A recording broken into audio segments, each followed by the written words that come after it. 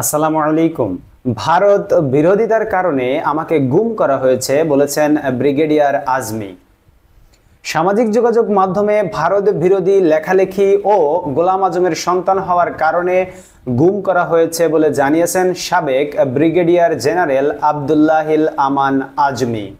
মঙ্গলবার সকালে রাজধানীর জাতীয় প্রেস ক্লাবের অডিটোরিয়ামে অনলাইন জুমের মাধ্যমে সংযুক্ত হয়ে সংবাদ সম্মেলনে তিনি এ অভিযোগ করেন।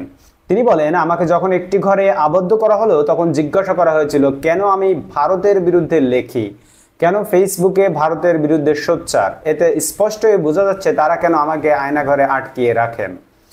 পিলখানায় বিডিআর বিদ্রোহে ৫৭ জন সেনা অফিসারের খুনের বদলা চান উল্লেখ করে তিনি বলেন, কোরআনে আছে খুনের বদলা খুন। আমি তদন্ত করে বিচারের আহ্বান জানাই। বিগত আমলে যারা তদন্ত করেছে তারা দায়সারাভাবে তদন্ত করেছে। এই হত্যাকাণ্ডের পূর্ণ তদন্ত করে দোষীদের বিরুদ্ধে ব্যবস্থা নিতে হবে। তিনি বলেন, দেশের সবগুলো প্রতিষ্ঠানকে ধ্বংস করে দেওয়া হয়েছে। নতুন সরকার এই প্রতিষ্ঠানগুলোকে ঢেলে সাজাবে বলে আমি বিশ্বাস করি। ১৯৭১ সালের মুক্তিযুদ্ধ নিয়ে ব্রিগেডিয়ার আজমি বলেন, শেখ মুজিবুর রহমান কোন রকম জরিপ ছাড়াই মুক্তিযুদ্ধের শহীদদের সংখ্যা প্রকাশ করেন। একটা যুদ্ধে কত মানুষ মারা গেলে তার কোনো সঠিক সংখ্যা জাতি এখনো জানে না।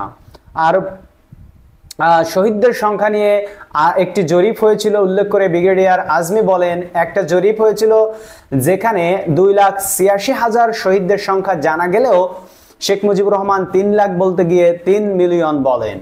সংবাদ সম্মেলনে ব্রিগেডিয়ার আজমি বলেন, বাংলাদেশের জাতীয় সঙ্গীত যেন নতুন করে লেখা হয়।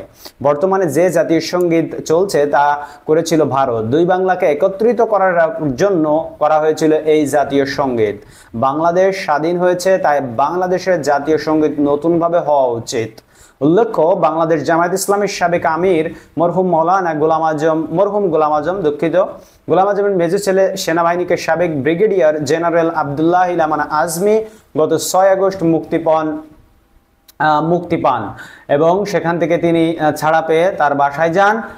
বাংলাদেশ জামায়াত ইসলামীর সাবেক আমির এর ছেলে এবং তিনি ছিলেন সাবেক ব্রিগেডিয়ার জেনারেল আব্দুল্লাহিল আমান আজমি, সেনাবাহিনীর ব্রিগেডিয়ার জেনারেল ছিলেন।